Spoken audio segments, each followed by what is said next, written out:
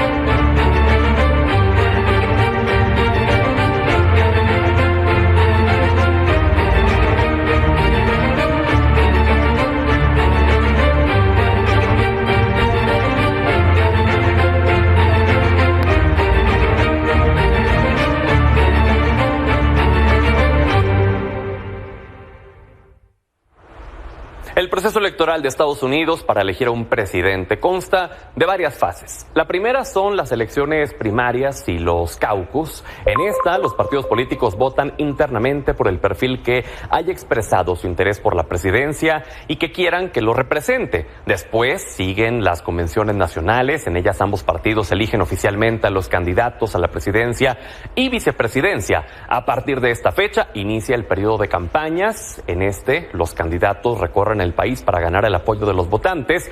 Por último, el 2 de noviembre se realizan las votaciones. Entonces, hasta ese momento pasaron ya los primeros dos procesos y el día de hoy inició, ahora sí, el periodo de campañas. El 5 de noviembre se decidirá en las urnas si Kamala Harris o Donald Trump estarán al frente de Estados Unidos durante 4 años. Siguiendo en este contexto, los candidatos presidenciales, Kamala Harris, Donald Trump, buscan intensificar sus campañas en todos los estados del país para ganar las elecciones, en especial en los swing states. A diferencia de México, los resultados dependen de los electores instalados en cada zona del país, de ahí que estos estados llamados columpio definen quién se lleva la presidencia.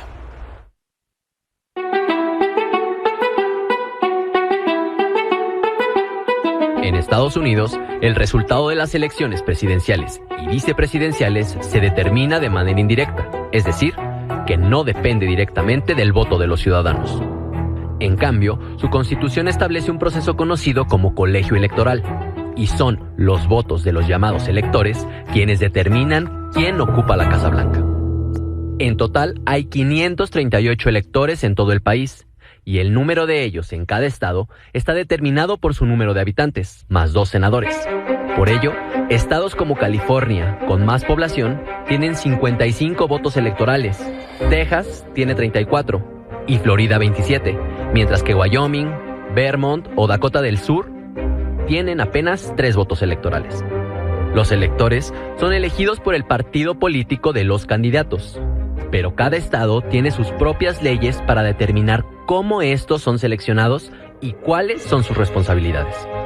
Un candidato necesita el voto de 270 electores para ganar la elección presidencial. Este sistema ha resultado controvertido, porque un candidato no necesita la mayoría del voto popular para asegurar una mayoría de electores.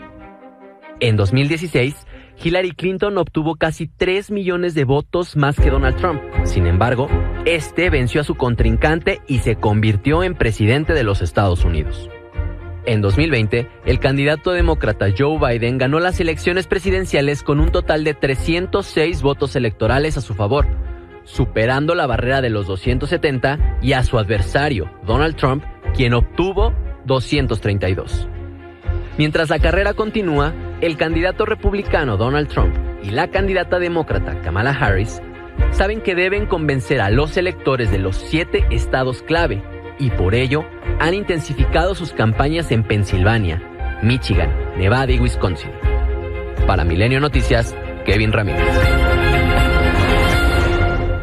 Hasta este momento la contienda ha estado marcada por 2 momentos en específico que han sido trascendentales para el rumbo, para el futuro de los Estados Unidos. Uno de estos momentos, sin duda el más impactante y preocupante, fue el atentado que sufrió Donald Trump en un evento de campaña en Pensilvania.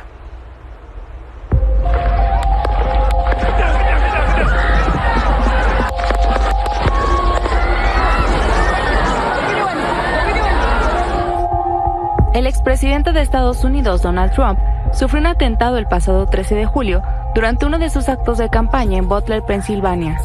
Un francotirador se infiltró en el evento y disparó contra el candidato presidencial republicano mientras este estaba en el escenario hablando sobre migración. Trump sufrió una herida en la oreja. Fue resguardado por el servicio secreto, se agachó, después con su cara ensangrentada, se puso de pie y alzó el puño, dejando un mensaje a la multitud que lo observaba.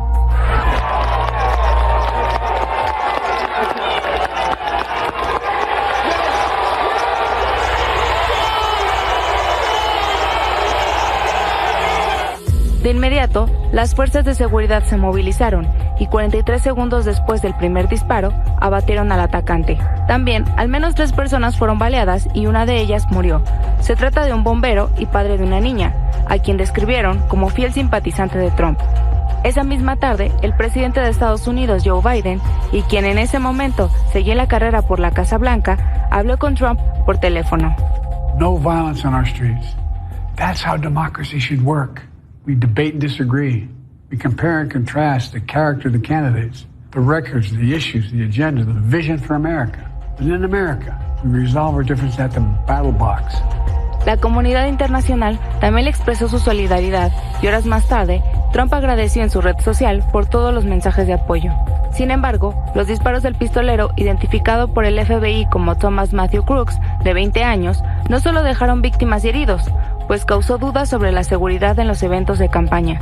También puso en jaque al servicio secreto, pues su entonces directora, Kimberly Chattel, terminó dejando el cargo.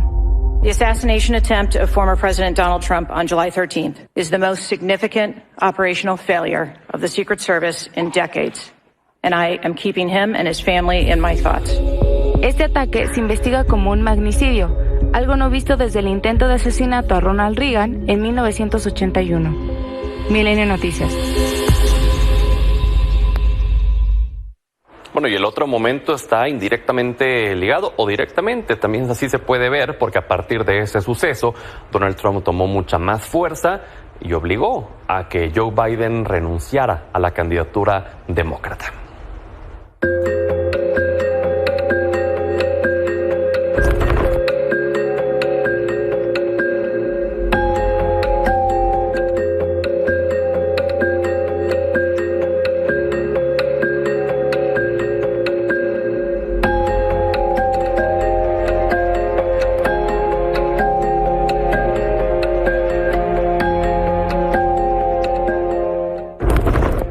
Some medical condition that emerged. If the doctors came to me and said, you got this problem, that problem. But I made a serious mistake in the whole debate.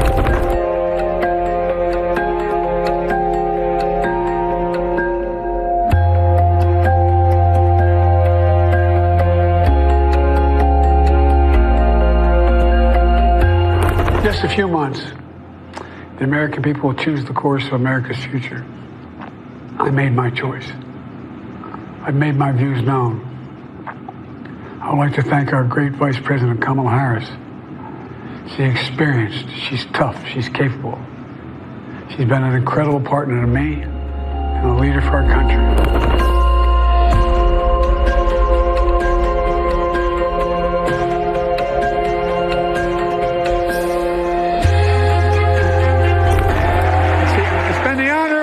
Time to serve as your president. I love the job, but I love my country more. In 2024, we need you to vote. We need you to keep the Senate. We need you to win back the House of Representatives. And above all, we need you to beat Donald Trump.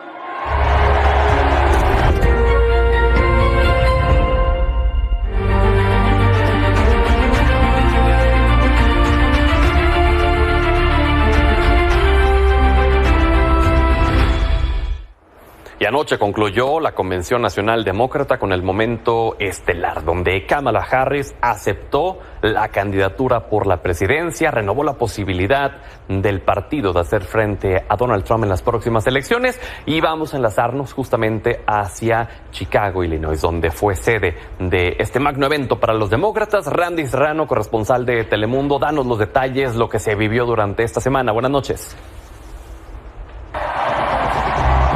Fue una convención que pasó a las páginas de la historia estadounidense. Kamala Harris se convirtió en la primera mujer negra y de ascendencia surasiática en estar a un paso de la presidencia. I accept your nomination. Harris aceptó la nominación de un partido demócrata que hasta hace un mes estaba fracturado antes de que Joe Biden se retirara de la contienda que ahora ella busca ganar a toda costa. I promise to be a president for all. Entre políticas y promesas, Harris puso sobre la mesa su visión para el futuro del país y a su vez pintó un contraste entre su candidatura y la de Donald Trump, a quien tildó de peligroso. Su discurso fue el punto final de una semana intensa en Chicago, donde no faltó el poderío de las estrellas. Oprah, con su discurso inesperado, dio a los delegados uno de los momentos más memorables de la semana. Mientras que Barack y Michelle Obama electrizaron el ambiente con dos discursos fuertes en los que arremetieron contra Donald Trump. Y una de las imágenes más emotivas del evento fue esta, la del presidente Joe Biden y Kamala Harris sobre la tarima tras un discurso emotivo con el que le pasó a su vicepresidenta el liderazgo de su partido. El compañero de fórmula de Harris, Tim Walz, también tuvo su momento cuando aceptó la nominación con palabras que emocionaron a su familia y entre los delegados presenciaron cuando aceptó la nominación vicepresidencial. Ahora comienza la parte difícil para Kamala Harris y Tim Walz, llevar a cabo una campaña presidencial intensa, y es que tienen poco más de 2 meses para cortejar a votantes. En Chicago, Randy Serrano, tenemos. Y en esta convención hubo un suceso que llamó la atención, y es que los demócratas invitaron a diversos influencers a este evento como una estrategia para llegar a votantes jóvenes. Fernando Santillanes nos da los detalles. El primer día de la Convención Nacional Demócrata, donde Kamala Harris fue nominada como la candidata a la presidencia de los Estados Unidos por ese partido, pareció más que una convención política, un concierto de Taylor Swift con brazaletes de la amistad y pulseras de LEDs que se iluminaban al ritmo de la música.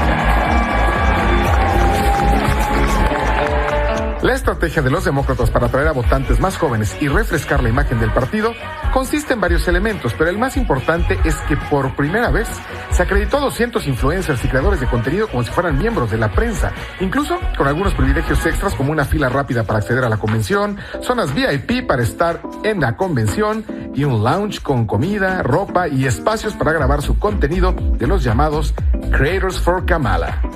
Los creadores se han encargado de subir a sus redes el registro puntual de la convención e incluso tuvieron una fiesta en un barco mientras recorrían el río Chicago. Pero esa no fue la única manera de marcar la diferencia con los republicanos. Un DJ, al puro estilo de un festival musical, se encargó de que en el momento que cada estado daba a conocer su nominación para candidato a la presidencia, se escuchara una canción que representara a dicho estado.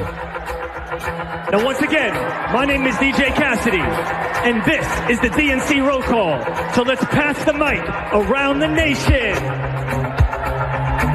E incluso, el momento en el que Georgia le tocó su turno, el famoso rapero Lil Jon entró con su gran canción, parte de millones de memes, Turn Down for What, llevándose la ovación de todos. Ladies and gentlemen, we are here tonight to officially nominate Kamala Harris for president. Bob, get out, another round of shots. DNC, turn out for what? De esta manera, los demócratas parece que tienen muy claro que llegar a generaciones más jóvenes es fundamental para ganar esta elección. Y sin duda, la campaña de Kamala Harris también lo sabe.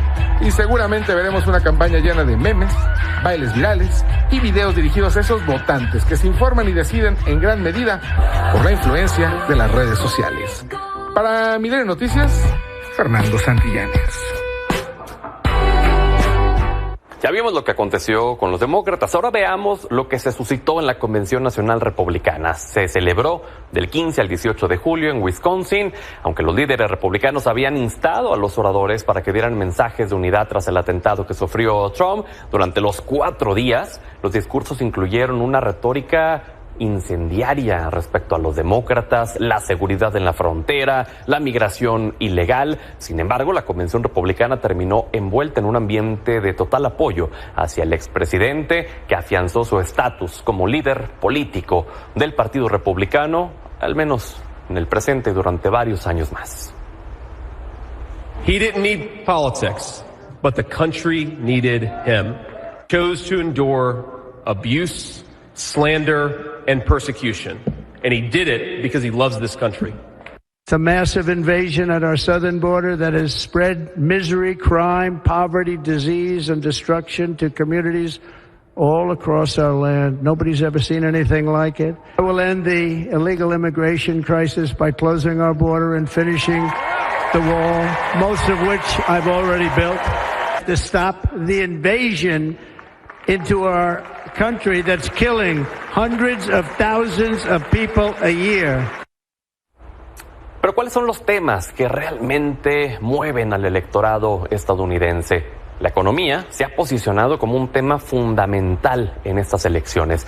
Este 2024, de acuerdo con datos del Centro de Investigaciones Pew Research, 73% de los estadounidenses ve a la economía como un tema prioritario, tendencia que es reforzada entre el 84% de los republicanos y 63% de los demócratas. A la mayoría de los estadounidenses les preocupan los precios de los alimentos, los costos altos de la vivienda. Otro tema que influye en los votantes es la política exterior, específicamente las guerras de Gaza y Ucrania. Una encuesta de la Escuela de Gobierno Kennedy de Harvard encontró que los estadounidenses de 18 a 29 años apoyan abrumadoramente un alto al fuego permanente en Gaza. Y tanto Kamala Harris como Donald Trump no llegarán solos a estas elecciones, van en fórmula, ya lo vimos, van acompañados de los respectivos candidatos a la vicepresidencia. Pero ¿cómo andan en las preferencias estos aspirantes? Una encuesta asociada por Associated Press, publicada por ellos, muestra que Tim Walz tiene un 36% de opiniones favorables, mientras que J.D. Vance suma el 27%. Sin embargo, aún ambos candidatos tienen que esforzarse para ser más conocidos, pues 4 de cada 10 estadounidenses dijeron no saber lo suficiente sobre Tim Walz y aproximadamente 3 de cada 10 dijeron no saber sobre J.D. Vance. Más adelante le presentaremos cómo andan en las encuestas tanto Kamala Harris contra Donald Trump. Pero tengo el gusto de saludar en este momento a Jerónimo Gutiérrez. Él es ex embajador de México en Estados Unidos. Gracias, ex embajador, por su valioso tiempo. Con mucho gusto, muy buenas noches y muy buenas noches al auditorio. ¿Cuál es su análisis del momento que vive la contienda por la presidencia en los Estados Unidos y de las repercusiones que si gana uno u otro pudieran tener para nosotros, para México? Bueno, dos apuntes iniciales. El primero es que a raíz de la entrada a la contienda, a la campaña electoral de Kamala Harris, se movió todo el tablero de la elección en Estados Unidos. Como ya hemos notado, lo que han pasado es fundamentalmente 2 cosas, que Kamala Harris le ha dado nuevos bríos a los votantes y al Partido Demócrata, y eso comienza a reflejarse de manera muy clara en encuestas, tanto a nivel nacional como en los estados en competencia, los llamados estados bisagras, y eso ha cambiado de manera importante las perspectivas de la elección, digamos a poco más de 2 meses de que se lleve a cabo. Y el segundo elemento importante ha sido, a mi juicio, la elección de los vicepresidentes o candidatos a vicepresidentes, en donde Tim Walz, como ha señalado recientemente en el programa, ha sido un factor, creo que en general positivo, o que ha sido mejor recibido que J.D. Vance, quien incluso dentro de las propias filas republicanas se comenta que no parece haber sido tan buena elección como pensaba el Partido Republicano y el propio equipo de campaña de Trump. Porque además a J.D. Vance Trump lo escogió cuando todavía estaba Biden en la contienda y cuando se sentía y él se veía a Donald Trump como el amplio favorito y que no veía posibilidad de que le pudieran dar la vuelta, ¿no? Ahora con Kamala en la contienda sí le movió todo el tablero y es donde cobra fuerza esta retórica en la de J.D. Vance, pues no ofrece algo distinto a lo que realmente ofrece Donald Trump. Lo que me parece que el equipo de campaña de Donald Trump y el núcleo de su campaña estaba basado fundamentalmente en cuestionar al presidente Biden. Y una vez que dejó él, por decisión propia, la campaña, pues la narrativa ha tenido que ajustarse. Y no parece encontrar tanto eco y tanta fuerza como la tenía antes la campaña de Donald Trump. Y yo creo que hoy, si uno ve, como señalaba las encuestas, eso es lo que claramente están reflejando. Preguntabas un poco cuáles son las implicaciones para nosotros, para México, digamos. Yo me parece que a lo largo de muchas décadas lo que hemos aprendido es que no necesariamente nos va mejor con uno u otro partido, que la relación bilateral tiene que manejarse con cuidado en todos sus frentes, en el de migración, en el de seguridad y en lo comercial, con independencia de quién esté en la presidencia de los Estados Unidos. Así es que hay que seguir de cerca. Yo creo que estamos viendo también, como era previsible de parte de Donald Trump, una narrativa muy, muy difícil, muy aguda, muy agresiva en materia migratoria, muy exagerada, como es un poco como ha sido la tradición por parte de Donald Trump. Yo creo que vemos un tono un poco más moderado por parte de Kamala Harris y su campaña en esta materia, pero no creo que debamos de asumir que aun si llegara ella, serán temas fáciles a resolver, el tema migratorio, los temas de crimen organizado y seguridad. Que ahora, que los demócratas no se vayan en el discurso directamente contra México no quiere decir que en la práctica no hagan acciones contra México, ¿no? Hemos visto con Barack Obama, con Joe Biden, sobre todo el tema de las deportaciones, de las condiciones también para los migrantes. Entonces, esto que mencionabas de no nos va mejor con uno o con otro, me parece sumamente importante porque los demócratas, pues tampoco es que sean blancas palomitas. No, y cada uno de los partidos y de los votantes tienen, como bien señalabas, intereses particulares digamos, en toda la agenda de la campaña. Por ejemplo, hay que recordar que Kamala Harris fue una de las 10 senadoras que votó en contra del TEMEC, en 2018. Y yo creo que eso refleja que habrá que trabajar muy arduamente para en lo que es la revisión del tratado en 2026, ¿no? Ese es un ejemplo.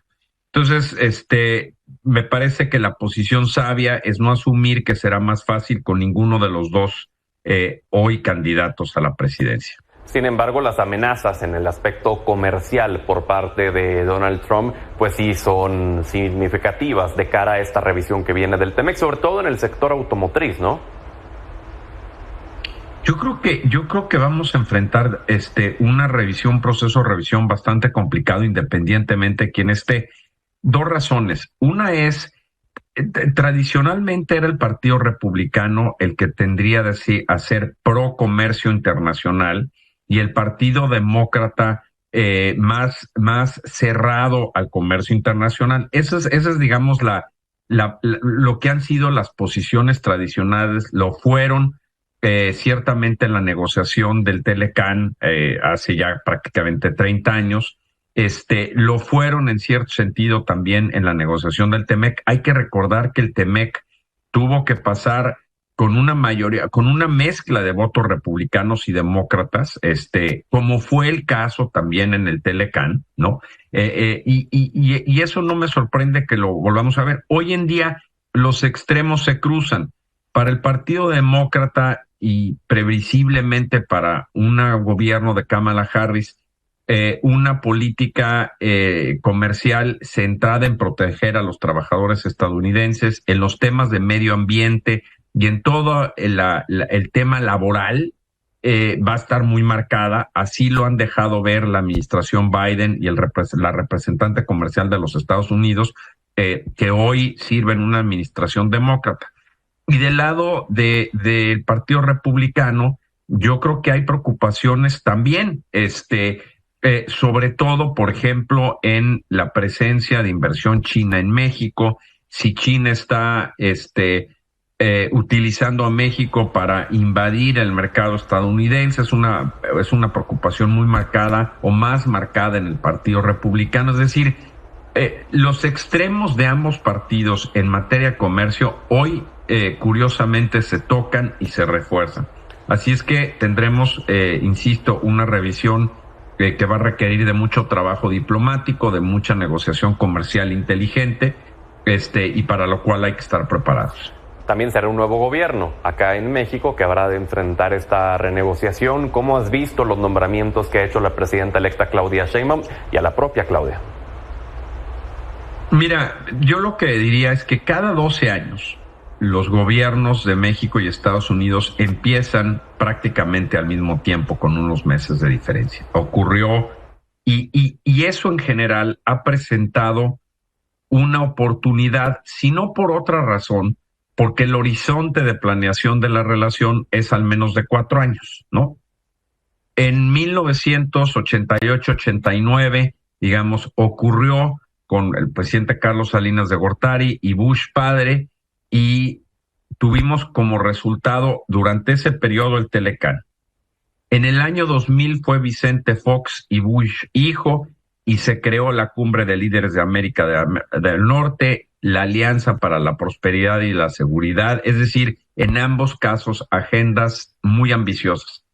Con el presidente Peña y el presidente Obama se creó el diálogo económico de alto nivel, que sigue siendo hoy el principal mecanismo de diálogo y cooperación en materia económica. Es decir, siempre, al menos en estos últimos 3 casos, ha presentado la oportunidad de impulsar una agenda ambiciosa.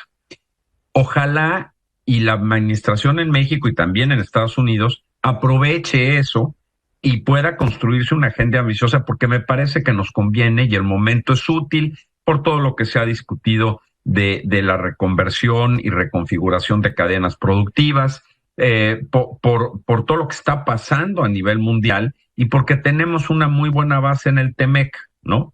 Es, como decía hoy Marcelo Ebrard, un buen negocio para Estados Unidos y para México y para Canadá, y hay que cuidarlo.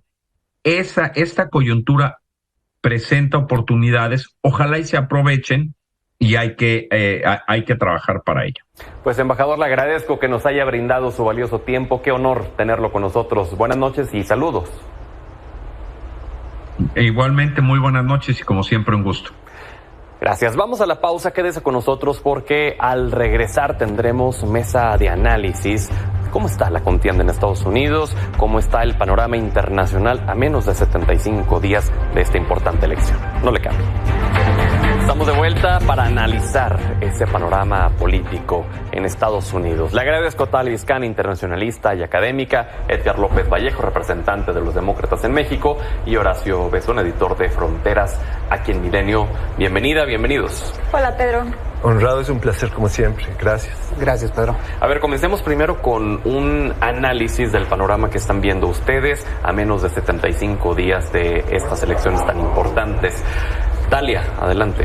Claro, la verdad es que en últimas semanas ha habido muchísimo cambio, pues toda la semana todos estaban analizando claramente todo lo que se habló en la convención de los demócratas, pues sí vemos, pues la verdad es que un caso de éxito cuando hablamos de Kamala a comparación de todo el proyecto de Biden. Entonces yo creo que en este momento pues Kamala sí tiene muchísimo más potencial, pero tal como incluso en la entrevista pasado hablaron, pues las amenazas siguen, ¿no? El tema migratorio, el tema de derechos humanos, el tema económico, que es que es lo más preocupante. Ahorita estamos hablando de una inflación de aproximadamente 2.89%, lo cual es bastante mal en este caso para Estados Unidos. Entonces, más allá de lo discursivo y de lo de qué tan carismáticos están siendo los líderes o están siendo percibidos, yo creo que ahorita hay mucho tema que se tendría que resolver. Y para México, pues son también tiempos como muy estratégicos, porque ahorita es el tiempo donde México tendría que evaluar las dos posibilidades, no encerrarse hacia ninguno en este caso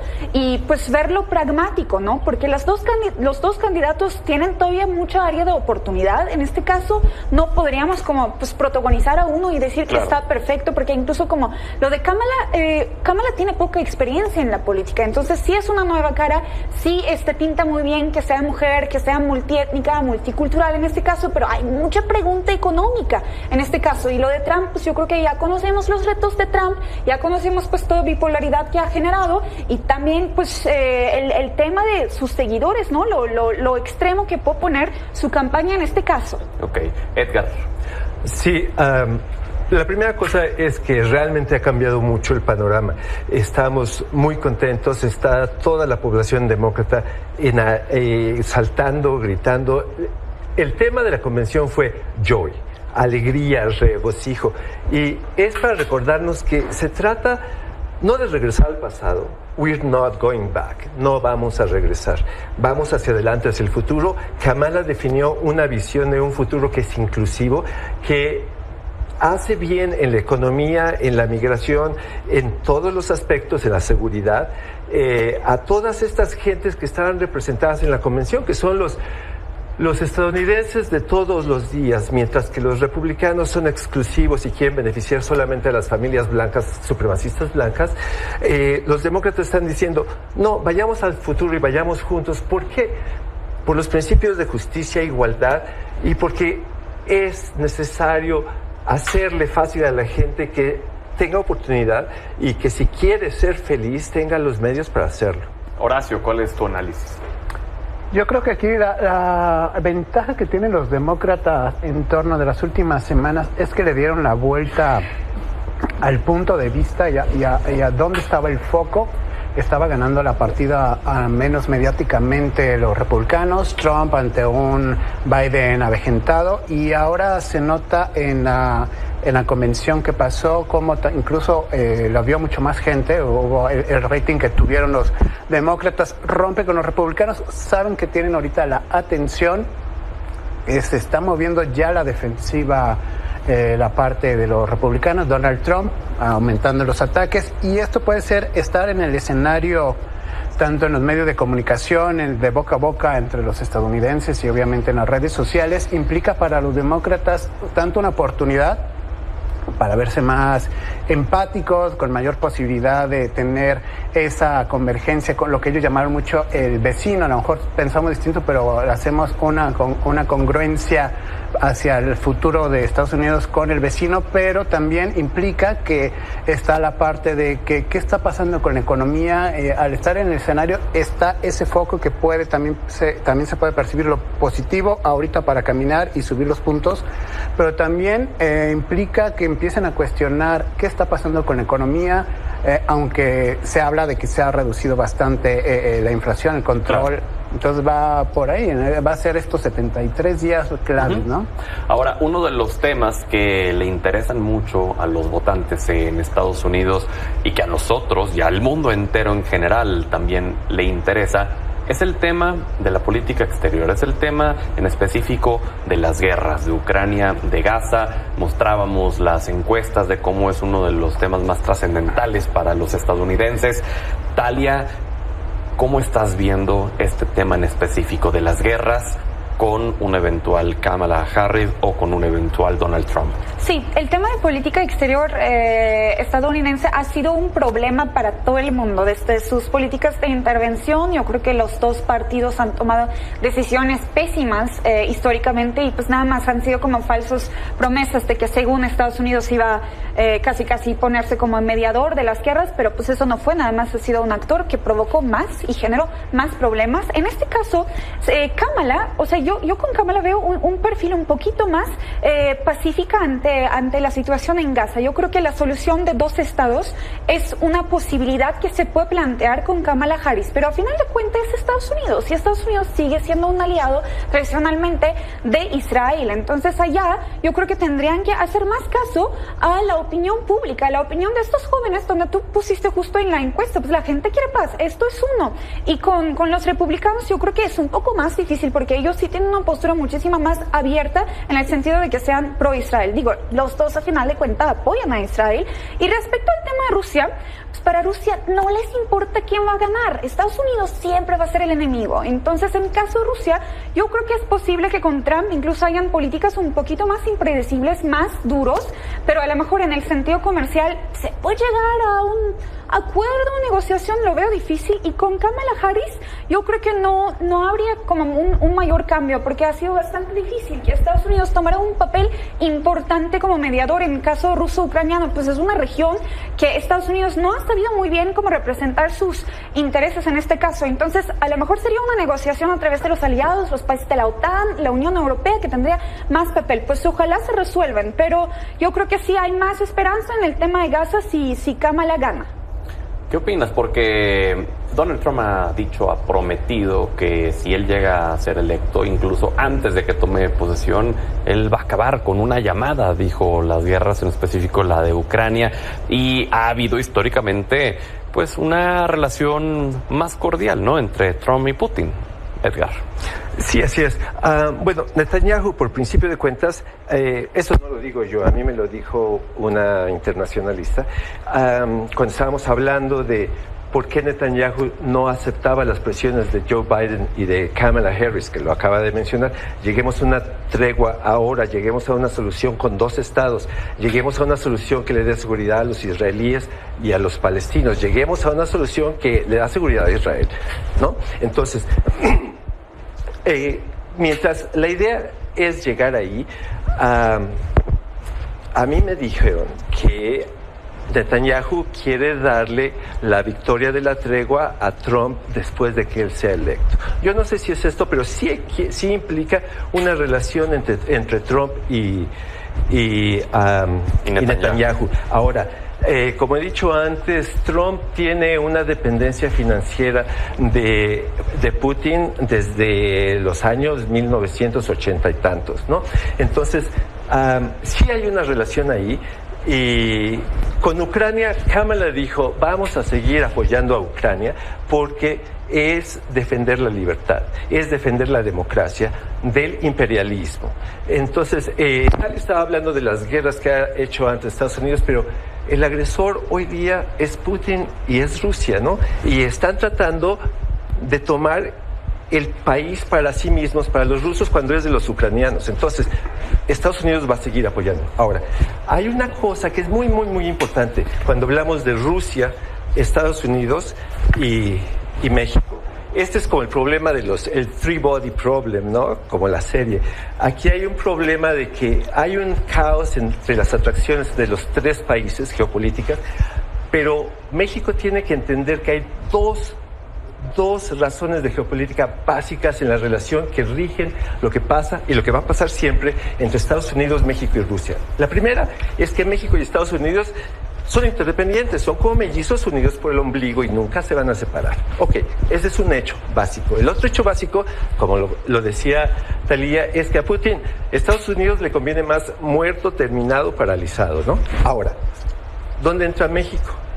Si Putin quiere acabar con Estados Unidos, ¿tú crees que iba a dejar al hermano mellizo ayudarle a sobrevivir a Estados Unidos? No. Entonces, México, a Putin, le conviene más muerto que vivo, siempre. Horacio, ¿qué opinas? Bueno, hay que recordar que desde Estados Unidos siempre tiene un papel hacia el desarrollo de su intervención en el mundo a partir de 1898 con la guerra con España para ver la independencia de Cuba, de Filipinas, etcétera. A partir de ahí, independientemente de lo que pasó con México en el siglo XIX, a partir de ese momento se inauguró esa visión de Estados Unidos hacia ver el mundo como parte de su cosmogonía. Entonces, sobre eso hay que tener en cuenta tres ejes, ¿no? Ucrania, Rusia, Israel, Gaza. Irán y Hamas, y obviamente Taiwán, China.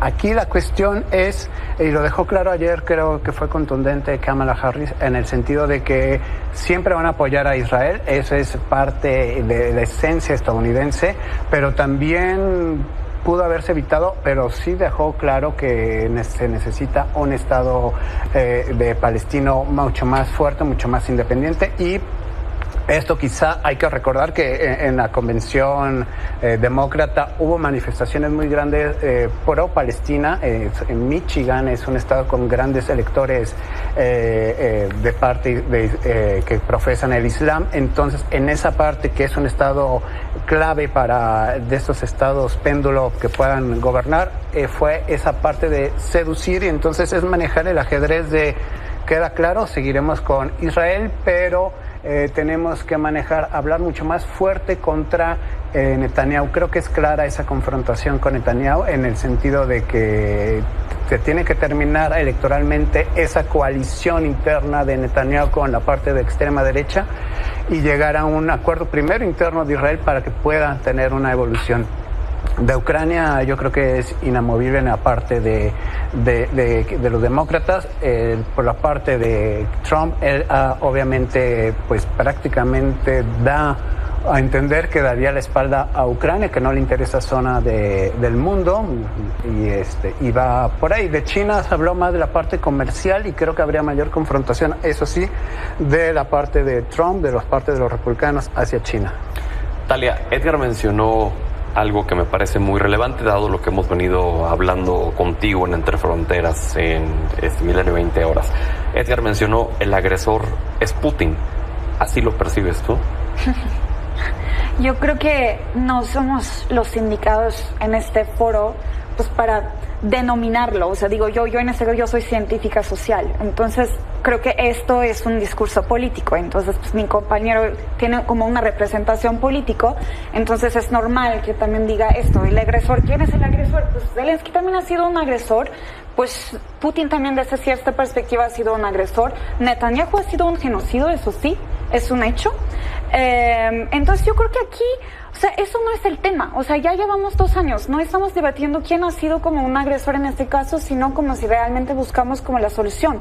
Y si estamos hablando de un posible mediador, Estados Unidos ha fracasado, igual que Francia. Macron desde un inicio quiso, pero ellos también son parte de esos discursos políticos, de propaganda, o sea, son parte. Entonces, en este caso, lo único que sería posible, que es una potencia regional que tenga acceso y diálogo con Putin, podría pues posicionarse como un posible actor que solucione. En este caso, Turquía sí ha logrado, por ejemplo, el acuerdo de granos. O lo mismo, por ejemplo, la participación de Qatar en los procesos de negociación en el conflicto de Gaza ha sido muy relevante. Entonces, no todo únicamente se trata de estas grandes potencias, porque en algún momento yo creo que todos han ocupado el papel de agresor y en algún momento todos han ocupado el papel de el que se defiende o el que defiende como su pueblo por el razón del Estado. Entonces, en defensa de Rusia, todo lo que ellos estaban haciendo era para proteger su frontera. Y también hay una resistencia de ese pueblo. A ver, no estamos hablando de un pueblo homogéneo. Ucrania el día de hoy no está formado 100% de las personas ucranianas. O sea, es un espacio postsoviético en este caso. Entonces, después de la caída de la URSS, también se quedó mucha gente rusa allá, o de etnicidad rusa, o de descendencia rusa, que quiso practicar su idioma, y el régimen de Zelensky los reprimió de una manera muy drástica, porque trabajaron con neonazis. Entonces, aquí no se trata tanto de defender, porque eso ya pasó, es un discurso como que ya no está de moda, pero se trata un poquito de cómo se resuelve, o qué tipo de acuerdo se va a lograr, y qué papel las potencias regionales y mundiales van a jugar. Entonces, ¿no ves a Estados Unidos como un posible mediador efectivo? No, definitivamente no, porque Estados Unidos ya va a estar mucho más ocupado con sus problemas internos, lo cual es normal. Y también yo en este caso separaría, la verdad es que a México drásticamente, porque en la política exterior México no ha tenido esa dependencia 100% hacia Estados Unidos. México ha tenido relaciones bastante diversas a comparación de Estados Unidos. O sea, ve como crisis de misiles con México lo manejó. Incluso México el día de hoy tiene una relación muy amistosa con Estados Unidos, pero también con Rusia, también con China. China representa 10% de la actividad comercial que México tiene. Entonces, no es que México va a tener que girar o cambiar su política externa porque Estados Unidos es enemigo de Putin. ¿Sí me explico? Entonces, esta correlación no se me hace mucho sentido. ¿Quieres responder, Edgar? Dos cosas muy breves. Acerca de que si Estados Unidos es el mediador en Ucrania, Ucrania no necesita que Estados Unidos medie. Lo que Ucrania necesita es que Putin se salga del territorio ruso y que deje de sacrificar del territorio ucraniano, y que deje de sacrificar jóvenes rusos. Todos los que se oponen a la guerra lo hicieron la leva y los mandaron como carne de cañón a Ucrania. Entonces, no hay ninguna disculpa para eso, que se salga Putin de Ucrania. Ahora, la otra cosa es que si México, yo no sé si haya entre ustedes gente que hubiese estado viva durante la Guerra Fría del siglo XX. Durante la Guerra del siglo XX, yo soy suficientemente viejo para haber sido así. Todos los adultos en México sabíamos que si había una guerra nuclear, a la Ciudad de México también la iban a bombardear, porque no le convenía a Rusia dejar la Ciudad de México viva para ayudar a Estados Unidos. Horacio. Es muy compleja la situación, si hablamos, y creo que hay que desmenuzarla en la parte de, me refiero a Rusia, Ucrania. Sí hay que recordar que viene todo el problema, por ejemplo, de Crimea con Nikita Khrushchev, etcétera, de qué pertenecía a qué, pero también es un hecho comprobable que las fronteras eran reconocidas oficialmente incluso por Rusia y invadió. Es un hecho real. Esta región del Donbass, ¿no? Entonces, invade en febrero, hace casi 2 años. Es una invasión real, tangible, sin interpretación, porque se reconocían las fronteras.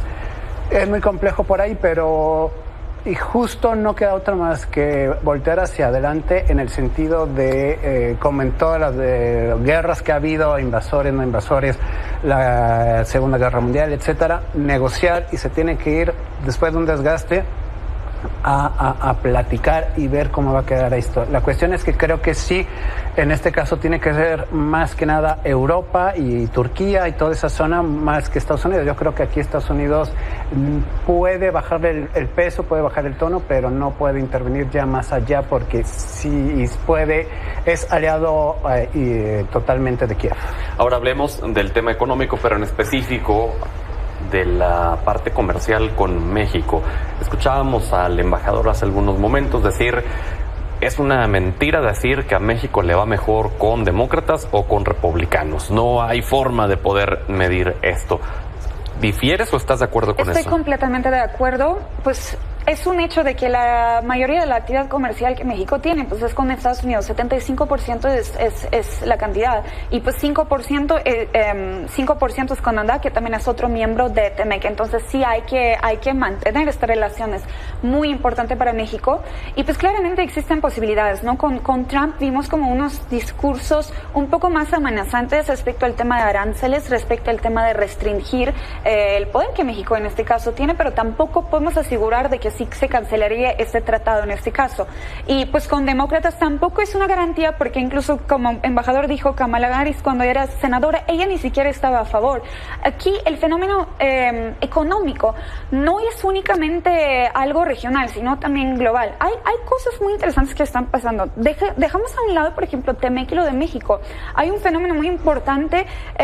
Ahorita muchos inversores de Wall Street, por ejemplo, están apostando de que según si Trump gana, que Bolsa de Valores estaría moviendo hacia lo positivo.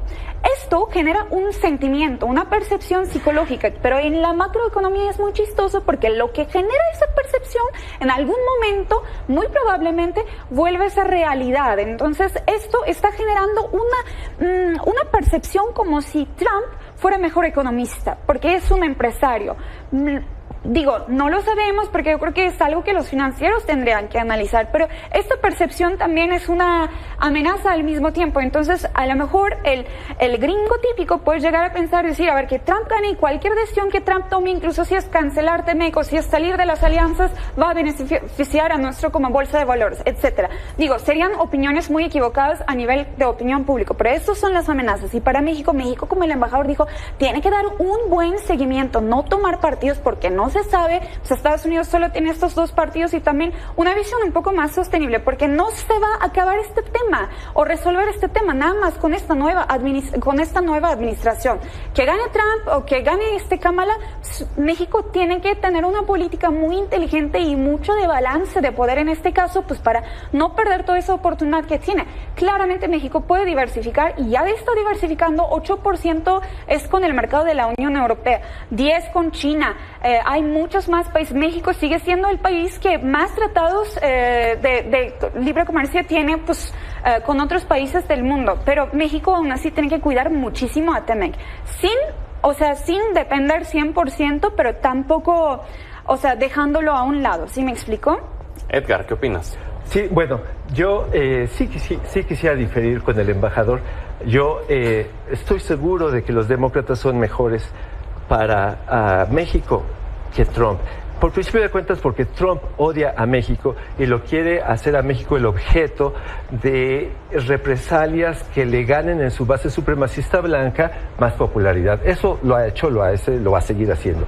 Los demócratas no van a hacer eso. Los demócratas, como ya dije en otra ocasión, tienen una visión educada, geopolítica, de estrategia, de cambio estructural que requiere la seriedad que le van a dar. Ahora, cuando la gente dice no hay nada que pruebe que los demócratas son mejores para México, hay dos datos que cualquiera puede checar.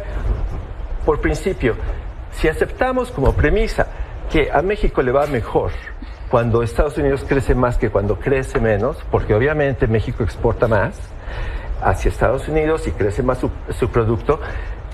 ¿Qué pasa?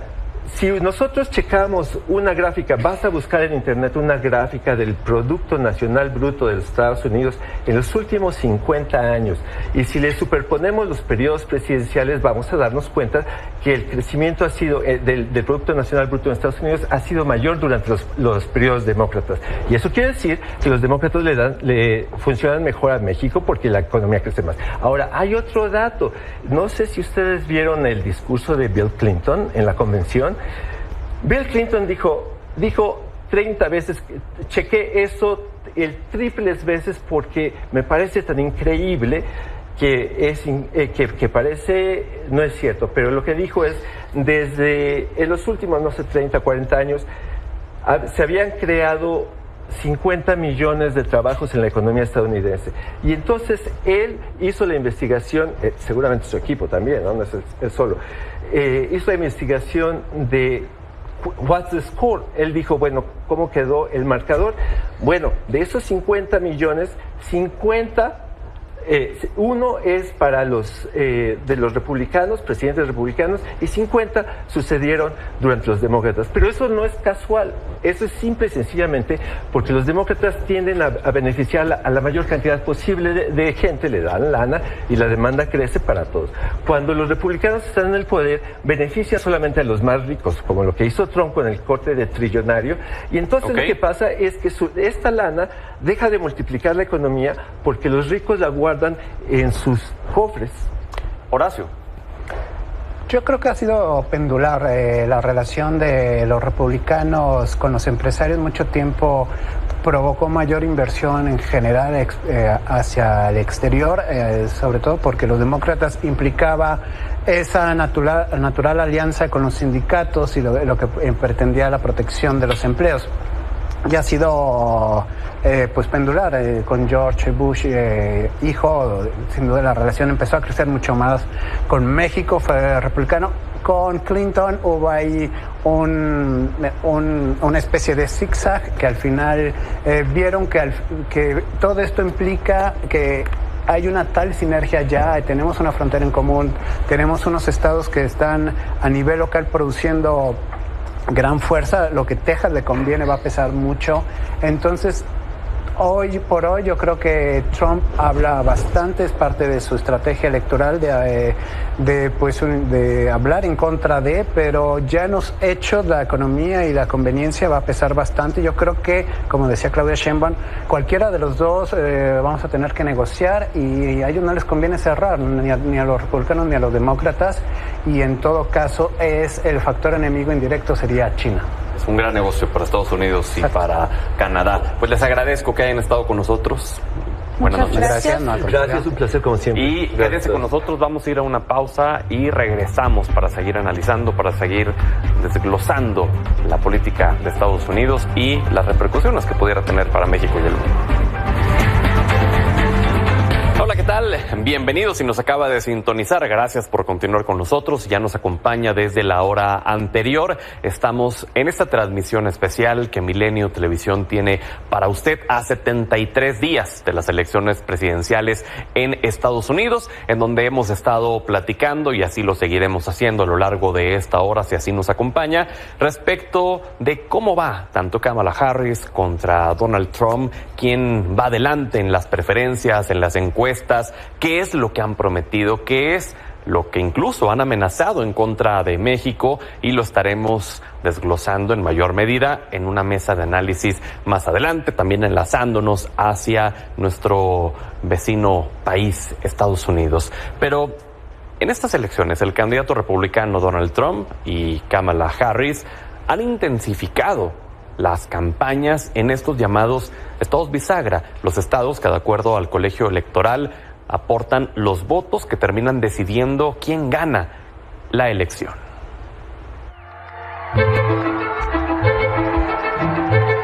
Carolina del Norte es uno de los estados clave para el regreso de Donald Trump a la Casa Blanca, y precisamente el miércoles el expresidente estuvo ahí, por primera vez protegido por escudos de vidrio desde el atentado en su contra de julio pasado.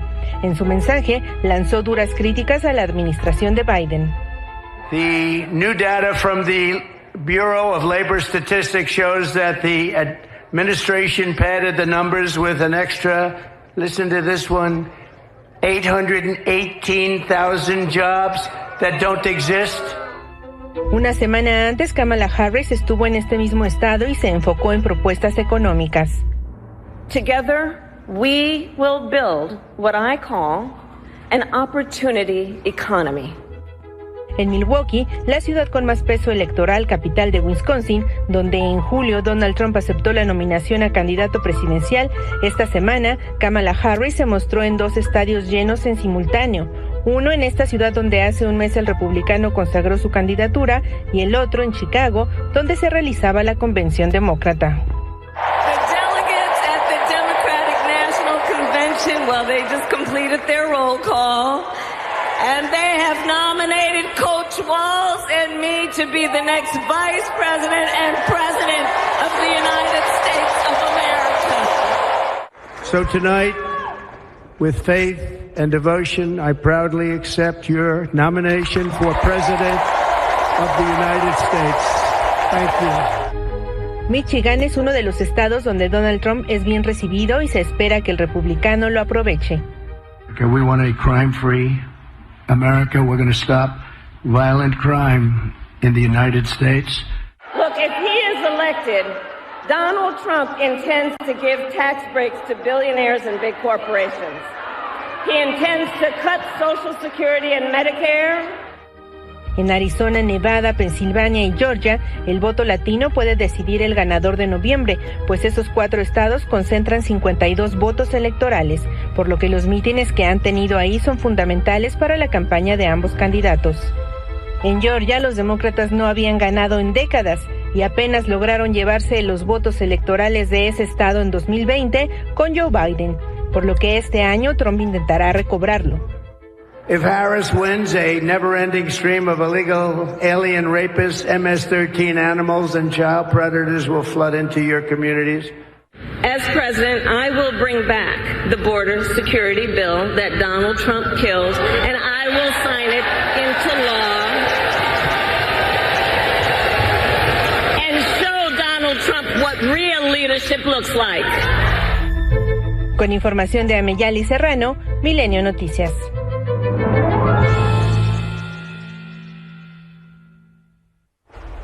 ¿Y qué dicen las principales encuestas en Estados Unidos? La candidata demócrata, Kamala Harris, aventaja a su oponente republicano, Donald Trump, con 3.6 puntos porcentuales por encima. El portal 538 coloca a Harris con el 47.2% de las preferencias sobre el 43.6% de Donald Trump. Esta página, este portal, pondera, agrupa, promedia las encuestas que van viendo, entonces es muy importante darle seguimiento a este en específico, 538. Y revisemos cómo iban en las encuestas antes de que Kamala asumiera como la candidata, cuando estaba todavía Joe Biden y Donald Trump. Bueno, primero veamos desde el 2020. En aquel entonces, la diferencia entre Donald Trump y Joe Biden era mucho mayor a 2 meses de la elección. Para agosto de 2020, Biden aventajaba a su oponente republicano Donald Trump con 8.8 puntos porcentuales y 538 lo colocaba a Biden con el 51.1% de las preferencias nacionales sobre el 42.4% de Trump. Ya para el final de la elección, en noviembre de 2020, el demócrata redujo su ventaja a 8.4 puntos sobre Trump, pero aún así quedó arriba en las encuestas, en las últimas, con 51.8% de las preferencias sobre el 43.4% de Donald Trump. Y cuando todavía estaba Biden en la contienda actual por la presidencia, se encontraba por debajo de Donald Trump, incluso más aún después del atentado que recibió en Pensilvania el expresidente Trump, que le dio el llamado momentum, lo hizo posicionarse más fuerte todavía. Y ante la debilidad que mostraba Joe Biden en el debate que tuvo contra Trump y en los diversos eventos en los que se pronunciaba, en donde confundía, incluso llegó a hacerlo a Zelensky con Putin y a la propia Kamala con Trump, pues bueno, eso fue un declive mayor todavía en las encuestas, cosa que ya le dieron la vuelta los demócratas. Por cierto, Donald Trump dijo estar dispuesto a debatir con Harris hasta en 3 ocasiones antes de las elecciones de noviembre. Esta semana, a través de su red Truth Social, Trump anunció que Harris se había negado a participar en un primer debate acordado por el expresidente con Fox News para el 4 de septiembre. Sin embargo, la única fecha confirmada hasta el momento por los equipos de campaña de ambos y por la cadena ABC es el martes 10 de septiembre en el National Constitution Center de Filadelfia, en Pensilvania. Y es muy importante este debate, porque recordemos que el último debate que tuvieron tanto Trump y Biden fue lo que empezó la declive del actual presidente de los Estados Unidos. Sobre esto, hace unos días, la candidata demócrata Kamala Harris dijo estar lista para debatir contra Donald Trump. About the debate, and I'll tell you, I'm ready to debate Donald Trump. I have agreed to the previously agreed upon September 10th debate. He agreed to that previously. Now it appears he's backpedaling, but I'm ready, and I think the voters deserve to see the split screen that exists in this race on a debate stage, and so I'm ready. Let's go. Well, I'm glad that he's finally agreed to a debate on September 10th. I'm looking forward to it, and hope he shows up. I'm happy to have that conversation about an additional debate for after September 10th, for sure. That's it. Happy to have that conversation. A lo que Donald Trump también respondió. With all of that being said, I think it's very important to have debates, and we've agreed with Fox on a date of September 4th. We've agreed with NBC, fairly full agreement, subject to them, on September 10th, and we've agreed with ABC on September 25th. So we have those 3 dates, and those networks, they're very anxiously awaiting that date and those dates. The other side has to agree to the terms. They may or may not agree. I don't know if they're going to agree. She hasn't done an interview. She can't do an interview. She's barely competent, and she can't do an interview. Ya que hablamos de Donald Trump, no podemos dejar de mencionar las promesas de campaña tan drásticas, tan radicales, tan controversiales que ha hecho en esta contienda, principalmente acabar con la migración ilegal en Estados Unidos, usando una retórica de culpar a México sobre la llegada de miles de extranjeros a la frontera. Algo similar que ya lo vimos en 2016 cuando llegó la Casa Blanca. En aquel momento le funcionó haber dicho lo que ya sabemos, que los mexicanos eran unos violadores y demás, y que iba a construir el muro, el cual no construyó, y en esta contienda ha prometido incluso aranceles del 100 o hasta el 200% o hasta acabar con el comercio con México.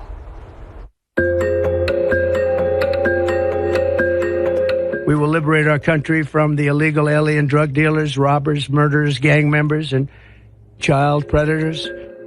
El expresidente de Estados Unidos, Donald Trump, retomó su retórica incendiaria contra México, prometiendo frenar la migración en la frontera sur, igual que en 2016, cuando llegó por primera vez a la Casa Blanca. We're going to have a very, very strong and powerful border. We're going to bring back our country. We're going to build a wall. Mexico's going to pay for the wall. Desde Arizona, en su más reciente visita a la frontera con México, condenó la migración irregular, se pronunció por imponer pena de muerte a traficantes sexuales y a los grandes cárteles de la droga. And a death penalty for anyone guilty of child or woman sex trafficking. We'll also impose the death penalty on major drug dealers and traffickers. Death for drug traffickers. Big letters, big bold letters. Un mes atrás, reafirmó su intención de terminar el muro fronterizo. It's a massive invasion at our southern border that has spread misery, crime, poverty, disease, and destruction to communities all across our land. Nobody's ever seen anything like it. I will end the illegal immigration crisis by closing our border and finishing the wall, most of which I've already built, to stop the invasion into our country that's killing hundreds of thousands of people a year. En una entrevista para la cadena Fox News, el equipo Trump-Vance aseguraron que México está petrificado ante los cárteles. They're killing 300,000 people a year with fentanyl coming in. Problem is Mexico is petrified of the cartels because they'll take out a president in 2 minutes. Por favor, amigo, no me ande mandando a la chingada antes de tiempo. Aunque se ría y siempre le parezca extraño, ahí le va de nuevo otro abrazo. Del lado mexicano, el presidente Andrés Manuel López Obrador llamó a no alarmarse y la presidenta electa Claudia Sheinbaum dijo que se debe invertir en los países donde hay migración. Lo que diga mi amigo Trump, pues hay que verlo en la circunstancia de la campaña. Es cosa nada más de no alarmarnos. Es lo mismo cuando dice vamos a cerrar la frontera. Pues no se puede. La migración no es un asunto de crimen, sino que para disminuir la migración lo que hay que hacer es invertir y desarrollar los países que están expulsando personas por necesidad. Pero los ataques del republicano no se han limitado a migración y seguridad. También ha criticado la influencia de las armadoras de automóviles chinas en México. Incluso amagó con imponer aranceles de entre 100 y 200% a los autos que se fabriquen en territorio mexicano.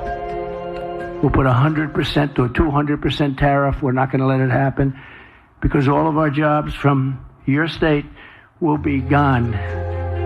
No es la primera vez que Trump hace amenazas de ese tipo, pero sí parecen ser tomadas en serio por los propios empresarios, como Elon Musk, quien decidió poner una pausa a su fábrica de Tesla en Nuevo León hasta que pase la elección. I think we need to see just where things stand after the election.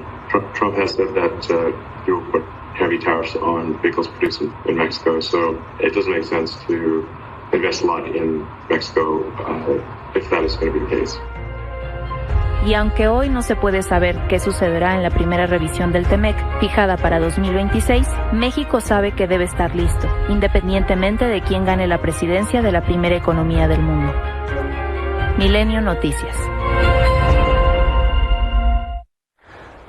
Nos enlazamos hasta Chicago, Illinois, con nuestro compañero José López Zamorano.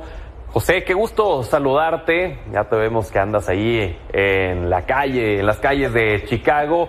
Háblanos de cómo se vive en Estados Unidos el ambiente respecto a la elección que tendrán en noviembre a menos de 75 días, por favor. Pedro, ¿qué tal? Buenas noches. Bueno, específicamente aquí en la Ciudad de los Vientos hay mucho entusiasmo.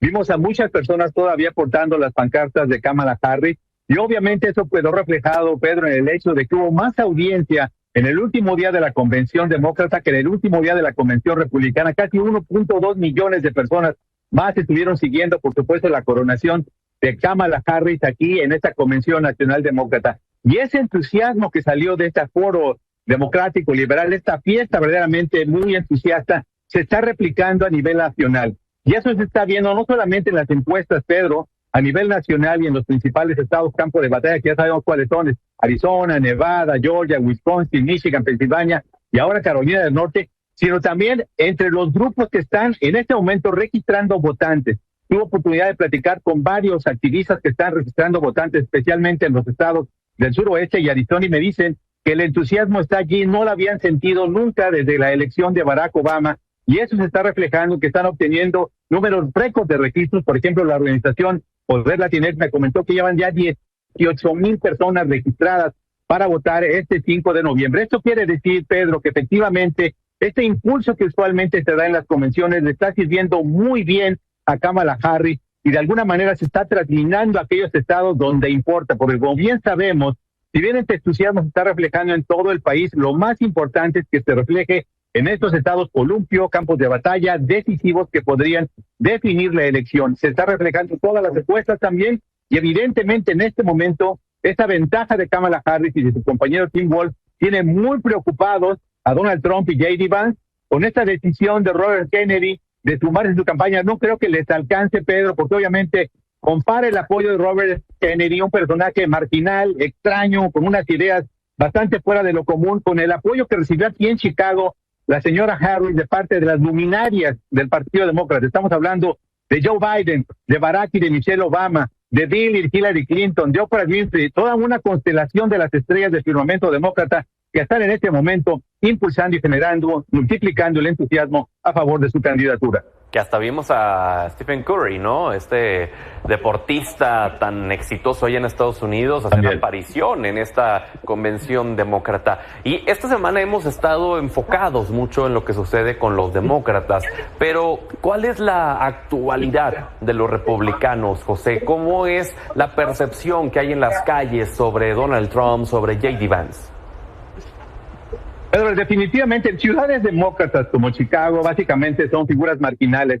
Sin embargo, déjame decirte que exactamente a una cuadra donde estoy parado en este momento se encuentra la Torre Trump, un edificio magistral en esta ciudad arquitectónicamente gloriosa como es la ciudad de Chicago. Yo creo que es definitivamente una de las ciudades más bellas de Estados del mundo. Y lo que estamos viendo precisamente es que en estos estados y en esas ciudades que son muy liberales, muy progresistas, con el alcalde demócrata, el gobernador demócrata, básicamente los republicanos no existen. Estamos viendo en ese sentido que la elección no solo se está polarizando en términos de plataformas políticas, sino en términos geográficos. Es decir, en una parte del noreste de los Estados Unidos, un fuerte apoyo a los demócratas, como también en la zona del oeste de Estados Unidos y ahora también en el suroeste. Y en el centro de Estados Unidos, en la geografía del centro, es donde está el apoyo republicano, en lo que se llaman los estados rojos, sureños, Kentucky, Dakota del Norte. Entre más rurales, mucho más apoyo a Trump, porque básicamente ese núcleo duro de simpatizantes que lo llevó a la Casa Blanca en 2016 se mantiene básicamente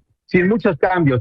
Son personas de la raza blanca, con bajo nivel de escolaridad formal, relativamente de bajos ingresos, y el otro segmento que tenía, los jóvenes, las mujeres, las personas mayores de edad, se están yendo definitivamente a la columna de los demócratas, junto con el voto moderado e independiente. En ese sentido, para los demócratas les cae muy bien que el señor Trump haya regresado a ser el candidato de 2016 y el candidato de 2020, el candidato ofensivo, grosero, polarizante, divisivo, porque en esa medida sigue manteniendo alejado al otro núcleo de votantes que requiere para ganar la elección. Perdió el voto popular contra Hillary Clinton por más de 3 millones de votos en 2016. Por más de 7 millones contra Joe Biden en 2020, y si todo sigue así, Pedro, es obvio que podría perder el voto popular y muy probablemente también el voto electoral en esos estados claves donde la intención del voto definitivamente se está canalizando a la columna de Kamala Harris y de Tim Walz. Oye, José, y entre la percepción de la gente, ¿cuáles son los problemas que más les importan en esta elección? ¿Cuáles son los temas que van a ser decisivos para ellos? No hay la menor duda, Pedro, que el tema más importante es la trilogía económica. Estamos hablando de inflación, de empleo, crecimiento económico, y eso obviamente es la principal preocupación de los votantes. Y todos los que vivimos en los Estados Unidos lo sentimos, Pedro. Cada vez que vamos a ponerle gasolina al automóvil, cada vez que vamos a un supermercado, a un restaurante, los precios están definitivamente por las nubes. Eso está impactando severamente, por supuesto, el discurso económico de Kamala Harris, porque fue la copiloto de Joe Biden en estos años. Evidentemente hay muchas realidades, hay una gran creación de millones de empleos. Al presidente Biden le tocó una parte importante de la pandemia, y esos elementos obviamente juegan de que no necesariamente es visto como el total responsable de lo que está ocurriendo, aunque los demócratas, hay que recordar, dieron apoyos fiscales importantes a la población de Estados Unidos, que era para muchos innecesarios y que generaron un exceso de circulante en los Estados Unidos y por lo tanto generaron este efecto inflacionario. El segundo tema muy importante, esa columna que por muchos otros ciclos electorales no se había materializado como una preocupación central, es el tema de migración. Y específicamente por las escenas que estamos viendo, por una parte en la frontera entre Estados Unidos y México, que este tema ya bajó un poco de intensidad en las últimas semanas, definitivamente porque los números han bajado, pero también porque muchos de estos migrantes ahora están residiendo muchas veces en la calle, en ciudades como Chicago, en ciudades como Nueva York, en la costa este de Estados Unidos, donde obviamente están ejerciendo una presión y una visibilidad como un problema real. En ese sentido, es obvio que fue una de las razones por las cuales Kamala Harris tocó el tema migratorio, tocó el tema económico en su discurso de aceptación, dijo que iba a promover una reforma integral, una reforma merecida, ganada para los inmigrantes, y también iba a continuar con su proceso de alguna manera de tratar de incorporarlos. Es un tema divisivo, ella definitivamente está apostando a que este tema migratorio le va a ganar votos con el sector minoritario, latinos, negros, etcétera, mientras que Trump sigue apostando a que mantener esta postura agresiva hacia los migrantes va a consolidar a su base blanca. La moneda está en el aire, vamos a ver quién resulta ganador en esta estrategia de ambos partidos. Digo, nosotros como mexicanos, acá en territorio mexicano, obviamente nos interesa mucho cuando se refieren respecto a nuestro país, pero para el electorado estadounidense realmente es un tema de importancia estas amenazas, por ejemplo, de Donald Trump de imponer aranceles a los autos que se fabriquen en México. ¿Realmente les importa? Yo creo que estas políticas muy específicas no creo que estén muy en el radar, pero definitivamente lo que a los estadounidenses les preocupa es lo que siempre ha dicho el presidente Reagan, recordaremos Ronald Reagan, que decía, las elecciones se definen con la mano en el bolsillo. Si tienes más dinero en el bolsillo, vota por la continuidad. Si no tienes dinero en el bolsillo, vota por el cambio. Yo creo que esa es la realidad. Evidentemente, muchas personas no necesariamente asocian que, por ejemplo, imponer aranceles a un país como México, el más importante socio comercial de Estados Unidos, va a repercutir directamente en su propio bolsillo. Porque si tú le impones aranceles, al final de cuentas es el consumidor el que va a terminar pagarlo. No importa que el intermediario pague una fianza de ese dinero, al final de cuentas, si tú le cobras a México un arancel, el automóvil que compre que venga de México va a ser absolutamente más caro, o los aguacates, o todas las materias primas e insumos que vienen desde México. A mí no me queda tan claro que el electorado de Estados Unidos tiene claro de que efectivamente esta política comercial es lesiva personalmente y en los bolsillos. Lo que sí tienen claro es que la inflación tiene que bajar, y en ese sentido, Pedro, buenas noticias el día de hoy para el presidente Biden. El líder de la Reserva Federal, Powell, dijo hoy que básicamente ya estaban dadas las condiciones para una baja en la tasa de interés. De inmediato vimos hoy un rally, un gran empujón en la Bolsa de Valores de Nueva York.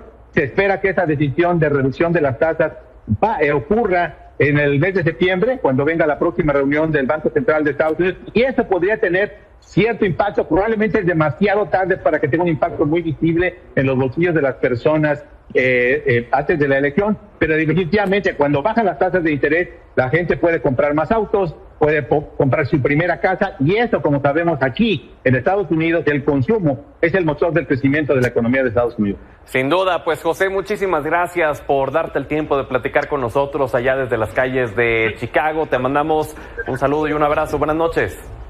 Gracias, Pedro. Buenas noches.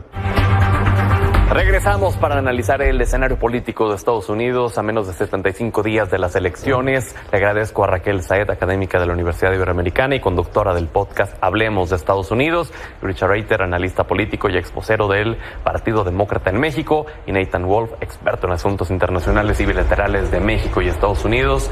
Bienvenida, bienvenidos. Muchas gracias. Buenas noches. Muchas gracias. Buenas noches. A ver, quisiera comenzar por algo que mencionaba José Zamorano desde Chicago hace unos momentos. Él hacía referencia a Ronald Reagan, que decía: en una elección, si tu bolsillo está lleno, decide por la continuidad, y si no está lleno, entonces opta por el cambio.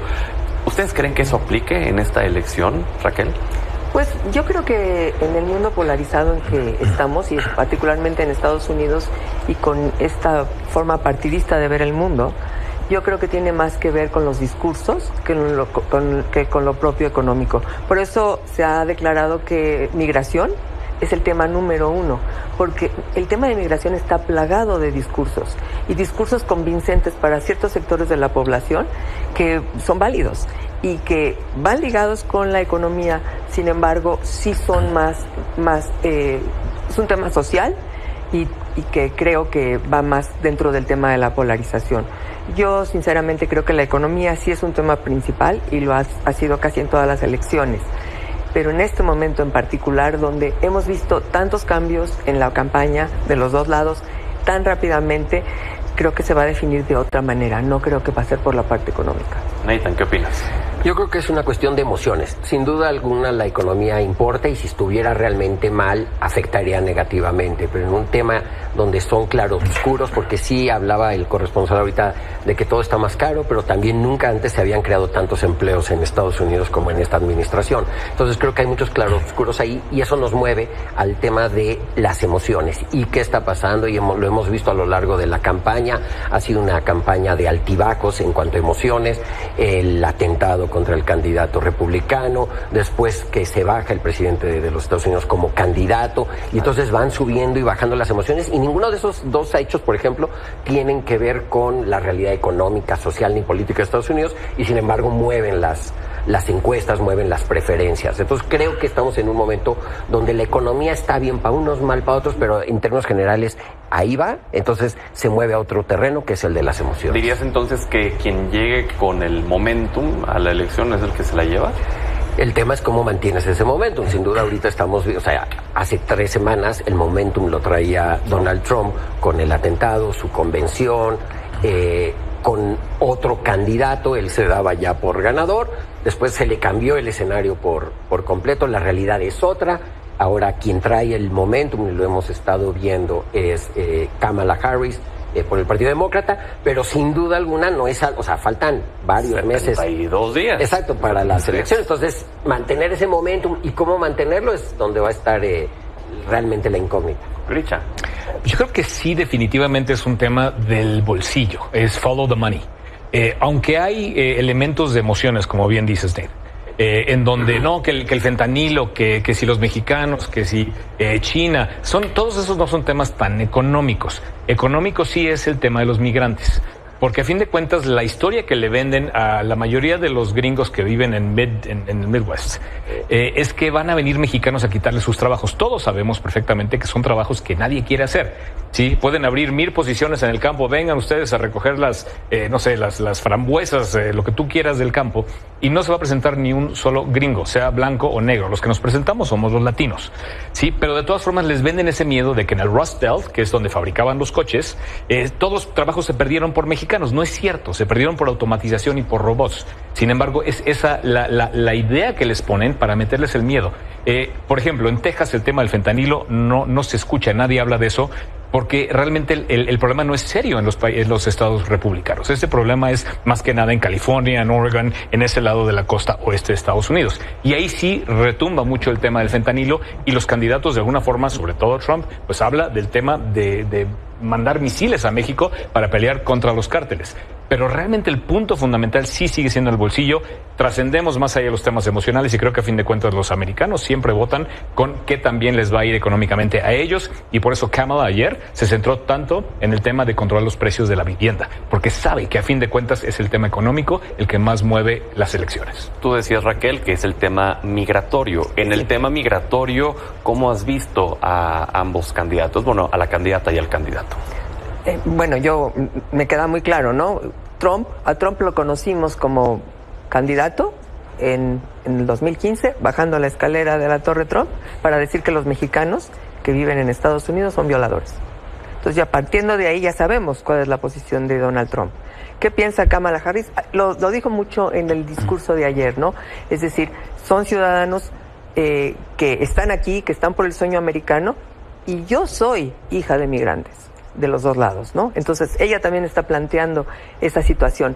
Muchos de los que conforman a la sociedad norteamericana, si no es que una gran mayoría, son descendientes de migrantes. Entonces, por ese lado era como, vean, sabemos que ustedes se refieren a cierto tipo de migrantes.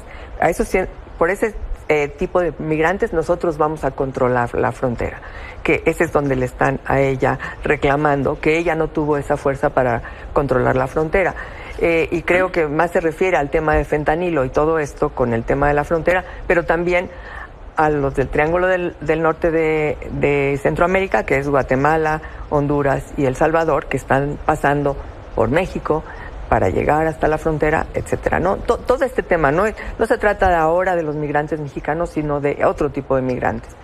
Y creo que sí ha sido un tema relevante por mucho tiempo, pero ahora estamos hablando de otra cosa. Y creo que, por ejemplo, este asunto de la vivienda que decía Grisha, es por todos estos homeless que están en estas ciudades demócratas, donde están asentados en las plazas y en las calles y que necesitan vivienda que esté proporcionada por los gobiernos, tanto municipales como estatales como federales.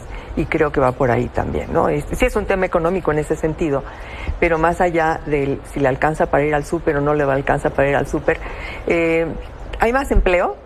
Y también sí, en el caso de que sí hay inflación, pero también hay mejores pagos. Y no porque tengan 2 o 3 empleos, sino porque en realidad los salarios subieron a instancias de Bernie Sanders, por ejemplo, y de algunos otros congresistas. Creo que va por ahí el tema económico. Es mucho más complejo que lo que pudiéramos analizar aquí. Sin embargo, creo que no está tanto enfocado en la economía como lo está en otros temas. Y en el tema migratorio, ¿podrías decir que los demócratas o los republicanos han sido más o menos efectivos? En el tema migratorio, yo creo que no han sido efectivos ningunos. Sin embargo, en la cuestión de Trump, que estuvo los 4 años en el poder, pues sí cerró la frontera, quiso manejar todo esto, involucró a nuestro país para que pusiera la Guardia Nacional y además convirtió a México en el tercer país seguro, ¿no? Donde todavía estamos. Biden no cambió esa política. Seguimos en eso, ahí estamos todavía. Entonces, pues Biden ha seguido un poco lo mismo, pero sí ha permitido un mayor paso de migrantes de estos lugares en particular, porque son los que están pidiendo asilo. De los demás, bueno, están esperando. Así que creo que va por ahí. Yo creo que Kamala Harris va a ir más o menos en el mismo sentido, aunque ayer en su discurso dijo varias cosas interesantes, como esto: voy a cuidar a aquellos migrantes que ya están aquí, que buscan la ciudadanía, y por el otro lado voy a controlar la frontera. Es un poco contradictorio, un poco difícil, pero eso es en lo que se está enfocando ahorita. Eitan, ¿qué opinas del tema migratorio con ambos? Un candidato quiere construir un muro, va a volver con su tema del muro. Para Trump es que todo se tiene que cerrar, o sea, es aislarse completamente de la frontera. Kamala Harris ayer dijo en su discurso que hace un reconocimiento explícito de que el sistema migratorio en Estados Unidos está mal, que se tiene que reformular y que tiene que haber un camino establecido, un pathway, como lo mencionó, hacia la legalización y ciudadanía de los migrantes, bajo un reconocimiento de que ella es migrante por todos lados. Entonces, creo que en ese sentido habría un poco más en la parte de fondo del tema, un poco más de esperanza en ese sentido con, en este caso, Kamala Harris que con Donald Trump. En el pasado ha habido claroscuros tanto entre republicanos y demócratas, y ha habido republicanos que han hecho cosas muy buenas por el tema migratorio y demócratas que no, pero en este caso en particular creo que va más por ahí. ¿Y podrías decir que alguno ha sido más efectivo en el pasado? Sí, yo creo que, o sea, cuando se ha reconocido la contribución de la comunidad migrante y cómo, o sea, Estados Unidos, su historia misma es de migrantes contribuyendo a la construcción de la Unión Americana, es cuando han podido avanzar. Entonces creo que cuando se logra mover en ese sentido es cuando podemos ver cosas y avances reales en favor de los que ya están allá y en favor de los que tienen una intención de irse de una manera específica. Grisha. Voy a contestar tu pregunta antes que nada. Yo sí creo que Trump y los republicanos fueron mucho más eficientes en controlar la migración o reducir o colaborar para que se redujera la migración de indocumentados a Estados Unidos de lo que han sido los demócratas en 4 años. Realmente no han hecho nada. Y no estoy diciendo que Kamala haya fallado. O sea, Biden mandó a Kamala a la frontera y dijo, tú ahora eres responsable de hacer algo. No sé qué hagas, pero haz algo de alguna manera. Obviamente iba a fallar. Ni siquiera le dio las capacidades de actuar de alguna manera eficiente para poder hacer cualquier cosa. También está mal que ella no entendiera la óptica, como le llaman en Estados Unidos, de que si te mandan a la frontera, pues ve a la frontera. Tómate una foto con el muro y con los migrantes y trata de al menos dar la impresión de que estás haciendo algo. No lo hizo. Creo que ahí le falló. Pero definitivamente Trump, bien o mal, separó familias, metió gente en cajas, ¿no? En jaulas, y además hizo redadas de familias que llevaban generaciones en Estados Unidos.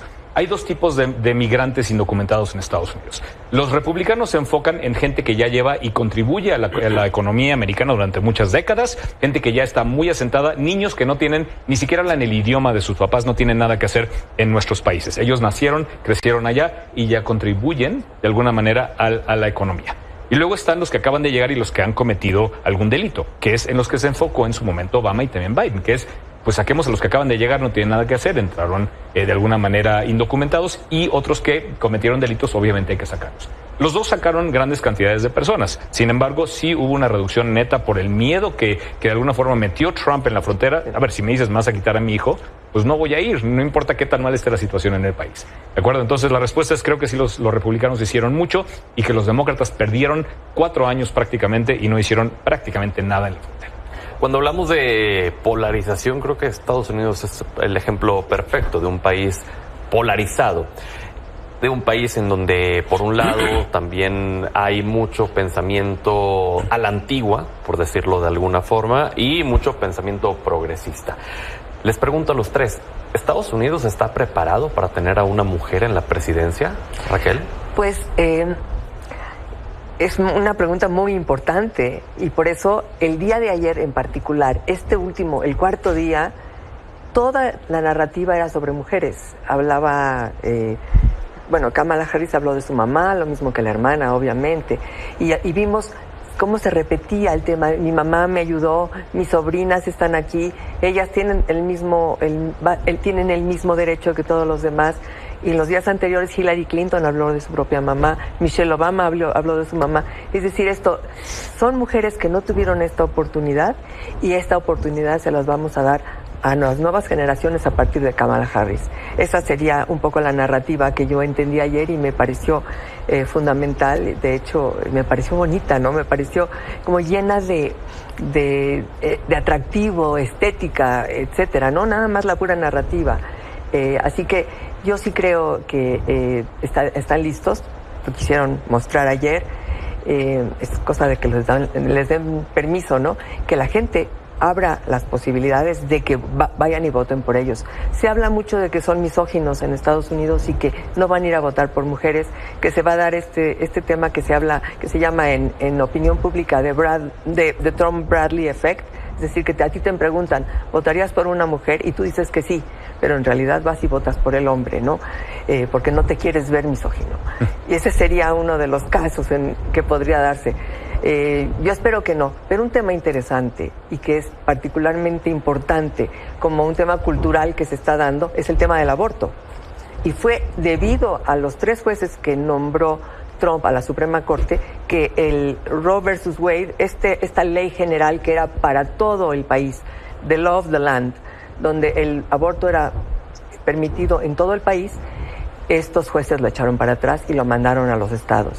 Entonces muchas mujeres tal vez no van a votar por él, incluso del lado republicano. Y muchas de ellas también se están quedando calladas por este asunto. También se habló mucho del aborto, y el aborto es un tema de mujeres. Entonces, si a las mujeres les están quitando muchos derechos, tal vez van a estar listas para votar por una mujer. Lo tendríamos que estar viendo, ¿no? Creo que la narrativa que viene en los próximos 70 y tantos días va a estar enfocada en muchas cosas que tienen que ver con mujeres, y por eso pienso que sí. Pero las encuestas marcan hoy en día, ¿no?, que las mujeres sí votarían por Kamala Harris. El problema que tienen realmente está en los hombres, en que los hombres realmente pudieran llegar a votar por Kamala, y ahí es donde ella incluso va abajo en las encuestas contra Donald Trump. ¿Esto se puede revertir, Raquel? Yo creo que sí se puede revertir, sobre todo según cómo manejen los discursos en las próximas semanas, ¿no? Pero si uno ve también las encuestas, casi todos los hombres demócratas votarían por una mujer y estarían de acuerdo en regresar a Roe versus Wade. Claro. En cambio, de las mujeres el 100%, las mujeres demócratas, y por el otro lado tenemos que una gran cantidad de hombres no estaría dispuesto a votar a favor de los republicanos, por el otro lado. Y las mujeres, ahí hay un sector que estarían dispuestos a votar por una mujer demócrata que les revierta sus derechos, ¿no? Entonces, ese sería. Pero las encuestas, yo te estoy hablando nada más de un sector, y me gusta mucho ver las encuestas, y las encuestas también tienen muchísimos temas, hay que cruzar todos los temas para entender qué es lo que a la gente le llama más. Claro. Nathan, ¿qué opinas? Yo difiero un poco, o sea, creo que sí están listos, creo que el mismo momentum y las encuestas de opinión medio hablan de ese tema. Los que no iban a votar de todos modos no lo harán, y creo que por eso, y lo vimos en el discurso y se está viendo ya en muchas de las estrategias de campaña demócrata, es llevar la discusión al terreno de que ella es una fiscal y él es un delincuente. Y entonces aquí lo que se va a hacer es la fiscal persiguiendo al delincuente. Entonces creo que va a ir más la discusión, la mujer joven en plenitud contra un hombre senil, usando la misma narrativa que estaba usando Trump hasta que le quitaron al que era más mayor que él de la contienda y le pusieron a una mujer joven. Y ella se refuerza, y creo que fue una buena elección al escoger a su candidato de fórmula a la vicepresidencia, un hombre blanco del Midwest de Estados Unidos. Creo que ahí es una fórmula interesante para los que pudieran tener una duda en ese sentido, y sobre todo entre los republicanos moderados, conservadores, sí les pesa el que él sea un delincuente ya juzgado en Estados Unidos. Entonces, creo que ahí pudiera estar la parte de la diferencia. Pero sí crees que esté preparado Estados Unidos para Yo creo que sí están preparados. Grisha, ¿tú qué opinas? Es que es como hablar de los mexicanos. No existe un mexicano. Hay muchos tipos de mexicanos, clase alta, clase baja, más indígena, europeo, etcétera, ¿no? De igual en Estados Unidos, no podemos hablar de Estados Unidos como un país homogéneo y como un solo grupo. Como bien mencionas, Raquel, pues son dos grupos, están los republicanos y los demócratas. Los demócratas claramente desde que escogimos a Barack Obama como presidente, sí, el primer presidente mezclado blanco-negro, tiene gotitas en la sangre negra, está bien, es suficiente para ser minoría en Estados Unidos, de igual manera con Kamala Harris. Yo creo que los demócratas, en su gran mayoría, todos están a gusto, conformes y felices. Es más, lo único que hubiera podido ser mejor todavía es que Kamala Harris fuera lesbiana y fuera atea. Entonces ya hubiéramos checado todas las cosas que generalmente están prohibidas en Estados Unidos. En el caso de los republicanos es mucho más complejo, porque los republicanos, hay dos tipos de republicanos. Están los republicanos trumpistas y los republicanos que todavía se acuerdan de aquel partido republicano de Reagan, de Bush, que realmente era valores de la familia, pero que además era más un tema fiscal económico que un tema de guerra cultural. Los más de centro derecha del partido republicano, yo creo que sí estarían abiertos a una presidente como es Kamala Harris, negra, minoría y además mujer.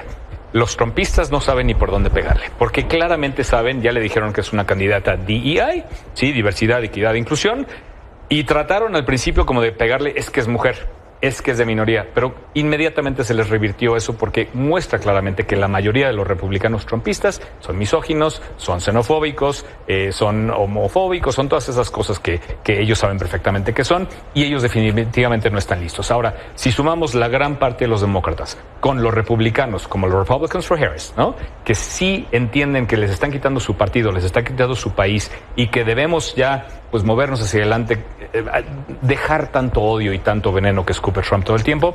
Yo creo que sí están entre todos listos para una mujer presidente. Yo creo que tiene una muy buena oportunidad y creo que así como cuando ganó Obama y decían es que no estamos listos para un presidente negro, creo que ahora sí realmente está Estados Unidos listo. Esta narrativa que mencionaba Nathan es muy importante porque se viene al menos un debate confirmado entre Donald Trump y Kamala Harris. En el debate anterior que tuvo Trump contra Biden, pues prácticamente le puso el último clavo al ataúd a Biden y a partir de ahí fue que comenzó ya la declive y que terminó saliéndose de la contienda. ¿Este debate pinta para ser igual de importante, Raquel? Claro, claro. Y una cosa muy importante es que a Kamala Harris no la hemos podido definir, ¿no? Incluso los demócratas todavía no la vemos hablar sin el teleprompter, todavía no la vemos hablar sin un script, todavía no la vemos hablar en una entrevista cara a cara con un periodista. No la hemos visto todavía en un debate. Eso es lo que la va a definir. Ya nos dijo lo que va a hacer. Incluso nos habló de política exterior, nos habló de todo el tema de las mujeres, bueno, hasta de las armas, de todo. La oímos hablar perfectamente. Pero queremos verla cuando tiene que debatir o cuando tiene que contestar preguntas duras. Y eso es lo que creo que va a ser muy interesante, ¿no? Vamos a ver quién es Kamala Harris. ¿Crees que pudiera marcar el futuro de la contienda ese debate? Yo creo que sí, yo creo que sí, por supuesto. Ahorita, normalmente después de las convenciones, suben las preferencias por el partido que acaba de tener su convención, claro, como sucedió hace un mes. Y ahorita, bueno, subieron las encuestas y, bueno, todos estamos ahí puestos en las encuestas como si te contestaran las encuestas a la hora de que termina la convención, la gente, ¿no? Es imposible, pero bueno. Que le pregunten a Hillary Clinton. No, bueno, ahorita que mencionas a Hillary Clinton, el voto popular lo ganó ella en su momento. Y por más de 3 millones. Por eso, entonces, a lo que voy es más un tema de estrategia del colegio electoral. O sea, eso es la prueba de que sí están listos para una mujer presidenta. Y sobre lo que comentaba Raquel, de que falta verla, sí, creo que falta verla, pero creo que hay buenos indicios de cómo va a ser. Estados Unidos tiene un sistema legal oral. Ella ha sido fiscal prácticamente toda su vida, entonces ha tenido que debatir públicamente como parte de su trabajo como fiscal del Estado de California, fiscal en su ciudad. Entonces creo que ahí no va a haber problema. Y sí creo que el debate, pues, yo creo que va a parecer casi un juicio ahí de la fiscal. Ella lo va a tratar de acorralar y él se va a tratar de ir hacia otro tipo de temas. Creo que los temas internacionales son un talón de Aquiles en el caso de Kamala Harris, donde la narrativa un poco altisonante de Trump hace mucho eco en ciertos grupos que quieren ver ciertas cosas en los diferentes temas internacionales que está involucrado Estados Unidos. Claro, Grisha. Concuerdo totalmente. A ver, yo tengo miedo. Realmente me da miedo ese debate porque, como bien comentas, ella no ha mostrado su capacidad de pensar sobre los tacones, como decimos, ¿no?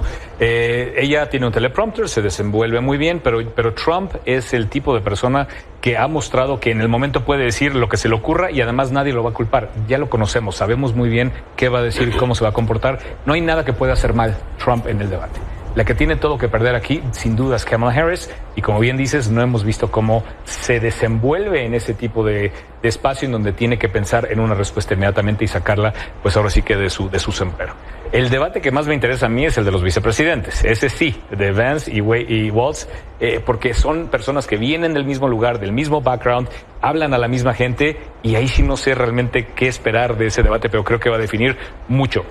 Ese creo que va a definir más, suponiendo que todo sale bien y salen igual, ni muy rasguñados ni muy exitosos Kamala y Trump del debate. Creo que a fin de cuentas lo que va a definir va a ser el debate entre los vicepresidentes. ¿Qué tanto influyen los candidatos a vicepresidentes? Normalmente no tanto. En el caso de Biden sin duda influyó porque es alguien de minoría y es una mujer y pues estamos viendo el resultado de que la haya escogido. Pero definitivamente aquí creo que más que nunca va a tener un impacto grande, porque es la clase media, son los estados bisagra donde están esas personas blancas, heterosexuales, cisgénero, que están esperando a ver quién nos va a representar mejor. Y no va a ser ni Trump y claramente tampoco va a ser Kamala, van a ser los vicepresidentes los que van a estar ahí hablando por ellos y de ahí que creo que es tan importante ese tema. Bueno, vamos a hacer una pausa y regresamos para continuar con el análisis. Estamos de regreso ya para concluir esta transmisión especial y para concluir también esta mesa de análisis. Les pediría por favor que nos regalaran una conclusión del panorama que ven para esta elección presidencial. Raquel. Bueno, yo creo que estamos viendo historia, eso no cabe la menor duda. Vemos imágenes muy interesantes, muy contrastantes por parte de los dos partidos. Vemos que el Partido Republicano, que ha sido muy homogéneo, porque eso es lo que es, muy homogéneo, se puede incluso desmoronar un poquito de poco a poco, porque como decía Grisha, es correcto, es aquellos que van por Trump, es decir, Trump ha manipulado al partido para ser un partido republicano que en realidad es un partido trumpista. Y aquellos que no, estuvieron en la convención. Vimos por lo menos a 5 de ellos hablando a favor de Kamala Harris en la convención. Así que por el otro lado tenemos a Kamala Harris apoyada por los expresidentes, por las celebridades, por la gente importante, por aquellos que llaman, claro, deportistas, comediantes. Hablaron del proyecto 2025, que en algún día podríamos platicar aquí. Creo que es un tema muy interesante. Y vemos toda esta energía puesta en un solo partido, y Trump, a quien tuvo, ni siquiera a su esposa hablando. Claro. Ni siquiera a nadie más, ¿no? Entonces creo que ahí hay algo que tiene que decir, pero veremos. Gracias, Raquel. Nathan. Yo creo que estamos viviendo momentos insólitos. Nunca se había dado que un presidente que ya fue presidente y perdió una elección vuelve a buscar la presidencia. Nunca se había dado que un presidente en funciones que inicia la campaña de la reelección se baja de la campaña. Creo que estamos viviendo momentos históricos, interesantes, insólitos en Estados Unidos, de una campaña que ya estaba prácticamente definida hace 3 semanas, un mes. Ahora está en un terreno muy competitivo. Creo que tendremos que estar viendo si se mantiene este momentum de la convención demócrata y del discurso de ayer de Kamala Harris, de cómo funciona la mancuerna con el gobernador de Minnesota, Tim Walz. Creo que ahí hay muchas cosas que hay que estar viendo. Yo creo que por lo menos ahorita sí la moneda está en el aire, cosa que no estaba en el aire hace un par de semanas. Grisha, gracias, Nathan. Pues definitivamente van a ser 73 días muy interesantes. Todo nuevamente está enfocado en los 7 estados bisagra, sobre todo Georgia, que es el que todavía está a favor de Trump. Los otros, al menos en las encuestas, marcan una ventaja clara para Kamala Harris entre 3 y 8 puntos porcentuales. Incluso a nivel nacional, si vemos 538.com, pues podemos ver que ya lleva una ventaja de hasta 8 puntos porcentuales en algunas de las encuestas. Entonces, si hemos de creer las encuestas, que quizás no deberíamos, porque en las últimas elecciones claramente nos han dejado colgados, pero la realidad es que a fin de cuentas es el voto del colegio electoral, son los estados bisagra los únicos que importan aquí, y ahí es en donde vamos a ver esta batalla. Estamos muy a la expectativa, pero sin duda el discurso de Kamala Harris de ayer nos dio a todos muchísima esperanza, porque ella habla de nosotros, mientras que Trump habla de yo puedo solo, yo voy a arreglar todo, y además dijo, si yo gano esta elección, nunca tendrán que volver a votar, lo cual pues obviamente nos preocupa. Caray, pues les agradezco enormemente que nos hayan honrado con su presencia, con su valioso conocimiento. El siguiente mes continuamos en este programa especial que vamos a estar teniendo, y los esperamos de nuevo. Muchas gracias. Y gracias principalmente a usted por habernos brindado el honor de su sintonía. Que tenga un gran fin de semana.